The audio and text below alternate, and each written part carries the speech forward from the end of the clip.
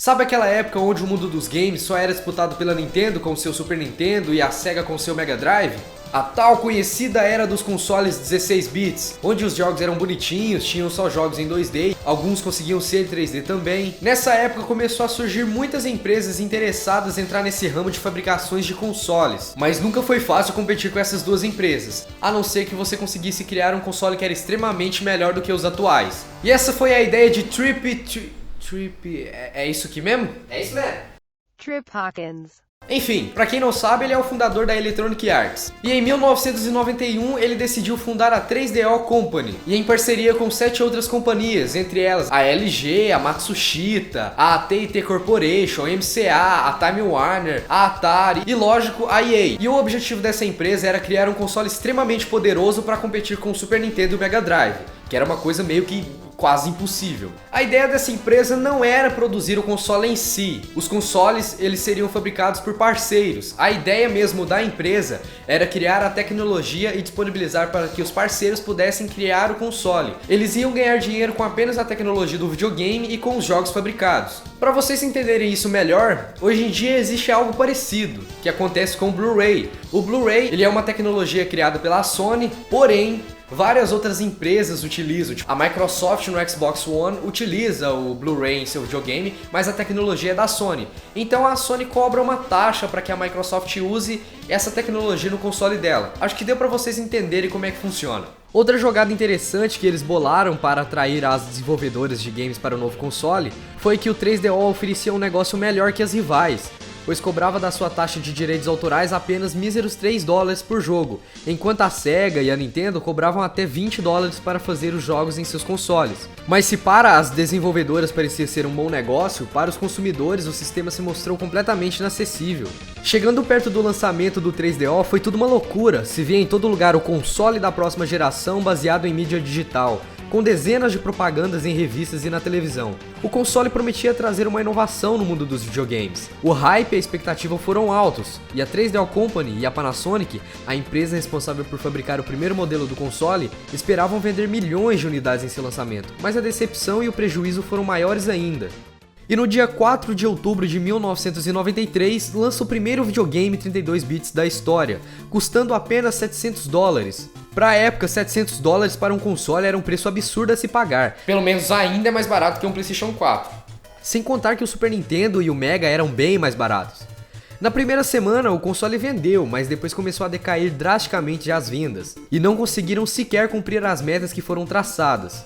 A 3DO Company recusava baixar o preço do console, alegando que o consumidor estava levando para casa um sistema audiovisual de altíssima qualidade. Como o console era o único que tinha o sistema 32 bits disponível no mercado, o público iria comprar sem pensar. Porém, isso não funcionou. Apesar do fracasso e tal, o console realmente era potente.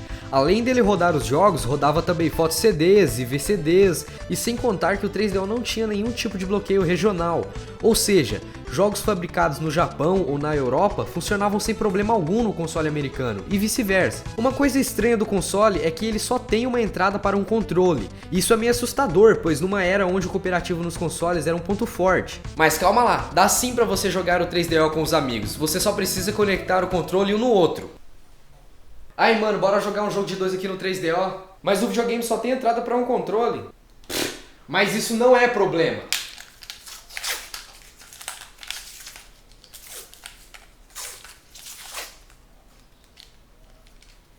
Bora jogar. Sem contar também que o controle é muito parecido com o controle de 3 botões do Mega Drive, e logo mais tarde lançaram um controle com 6 botões para facilitar na jogatina dos games de lutas. Bom, eu falei que o console foi um fracasso e que ele realmente era potente, mas até agora nada dos games, né? Então bora falar dos jogos, que foi outro fator que acabou prejudicando o console. Mas o console tem vários games interessantes e também alguns ports de arcade e PC que os sistemas de 16 bits não eram capazes de reproduzir, como Alone in the Dark 1 e 2, que fizeram um enorme sucesso no console. Temos também o Myst, o Star Control 2 e entre outros. Entre os títulos mais populares do console temos o Gex, que é um game de plataforma 2D com elementos em 3D, e esse game meio que ele se tornou o mascote do console porque na versão do 3DO da Panasonic vinha com ele junto. Tinha também o The Need for Speed, que inicialmente foi lançado para o 3DO e só logo depois para as demais plataformas. Tinha também o FIFA Soccer, Crash and Burn e alguns até melhores que os futuros ports para o PlayStation, como o jogo sensacional de moto onde você saía dando chutes e correntadas em todo mundo, Road Rash, o próprio Doom e o Wolfenstein 3D, e também os games de luta como Samurai Showdown e o Super Street Fighter 2 Turbo. Esses games são considerados idênticos ou até melhores que os originais dos arcades. Agora, para não deixar de fora, temos que falar dos games em Full Motion Video, ou jogos interativos, como preferir, que são aqueles games que foram feitos sob medida para ser zoado, porque não tem lógica. Eu posso estar generalizando, até que tinha alguns inovadores, mas tem um que é triste, o jogo se chama... Plumbers don't wear ties. O melhor é a tradução desse nome, que é encanadores não usam gravatas. Tá ligado? Esse nome tá parecendo aqueles nomes de filme pornô que o encanador vai na casa da mulher, encontra com a mulher lá só de toalha e a treta acontece assim, aí o encanador nem arruma a porcaria do chuveiro lá e vai embora. E mãe, eu queria dizer que eu não assisto esse tipo de coisa. Mas tem uma explicação para isso tudo. O jogo foi dedicado para os adultos e é considerado como um dos piores games já feitos na história.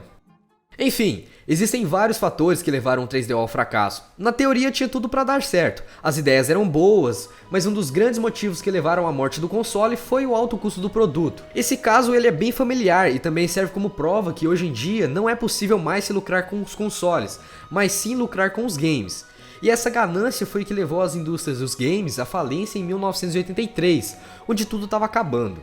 E infelizmente, o 3DO também veio sofrer por causa disso, querendo visar lucro no videogame e não nos jogos. Bom, depois do fracasso do 3DO, surgiram boatos de um novo console que se chamaria M2, só que mais tarde o projeto foi cancelado. E em 2003, a 3DO Company, que estava sobrevivendo, desenvolvendo e publicando jogos para outros videogames e PC, veio à falência e vendeu a sua marca e propriedades para rivais como Microsoft, Namco e Ubisoft. Hoje em dia é raro ver o 3DO de perto, mas me diz você aí nos comentários, você já conheceu o console e a sua história? Ou até mesmo já teve a oportunidade de jogar o console alguma vez? E é claro, se você gostou do vídeo, não esqueça de clicar no gostei e compartilhar o vídeo nas redes sociais. E se é a primeira vez que você está aqui no canal, inscreva-se para ficar por dentro de tudo que é curiosidade no mundo dos games.